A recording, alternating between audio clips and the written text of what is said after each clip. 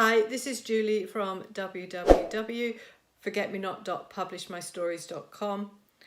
I keep forgetting to say subscribe button coming up, so if you want to subscribe that would be great, but I keep forgetting to tell everybody. This is my next video in the series of bullying in the workplace. My 31-day challenge, I truly did not think I would be discussing this, but it seems to have raised its head again, so I'm going to talk about it. This is what writing your memoirs is all about. When you start, you don't know what kind of stories and issues you're going to be discussing when you sit down with pen to paper and start this process. When we think of bullies, quite often we think of bullies being at school, and when it's in the workplace, we think that it's from our line managers down. But bullying isn't just from your line manager. If you've started a management role, it can also be from your subordinates.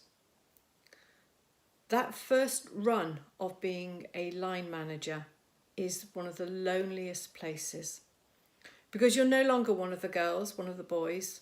You have that additional responsibility where your counterparts now have to report to you and you have to give them work. Sometimes it's work that they don't want, sometimes it's work that they don't like doing, but you've still got to do it and ensure that that work is being done.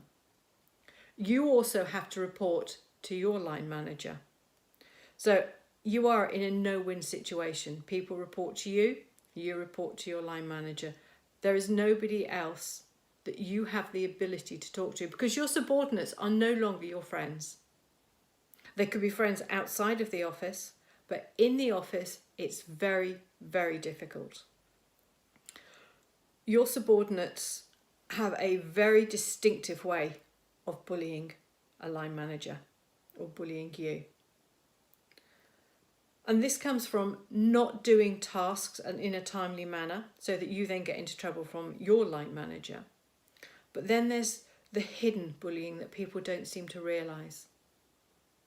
There is nothing worse than you getting ready for work, feeling in a really good, happy, positive mood, walking in the office, and you can see people happily chatting and having a good time. You walk in there and deathly silence. Everybody watches as you walk in, you take your coat off, you put your bag down, and they don't say a word. And they get their heads down and they continue to work. Conversation will slowly start to build again, but you're not part of that conversation. And if you ask a question, it will be a yes, no. That is bullying. Staff not completing their tasks on time was a massive one for me. Because we now had tight deadlines for month end, I had to get all the staff to complete their jobs in a timely manner. Some of the staff just went on a go slow, or they decided they weren't going to do the jobs anymore.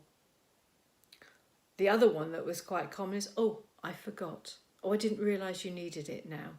Yes, I'll do it tomorrow. And of course, tomorrow never comes. So what happens? You end up doing that job because for you, you're diligent. You work hard. That's why you've been promoted, because you can do the job and you don't want to let your company down, your line manager down, and the rest of your team. So you then step in and do that job. And I did. I stepped in when I worked at Chubb. The result was I was coming in early, 8 o'clock, and I was leaving 6, 7, 8 o'clock at night, because I was doing my daily job and helping my staff do their job to catch up.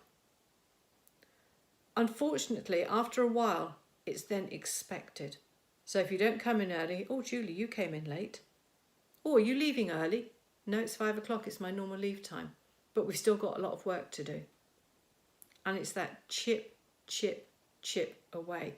And again, as I mentioned previously, you don't always recognise when you're being bullied. This is Julie Farmer from www.forgetmenot.publishmystories.com. Please subscribe. Thank you very much.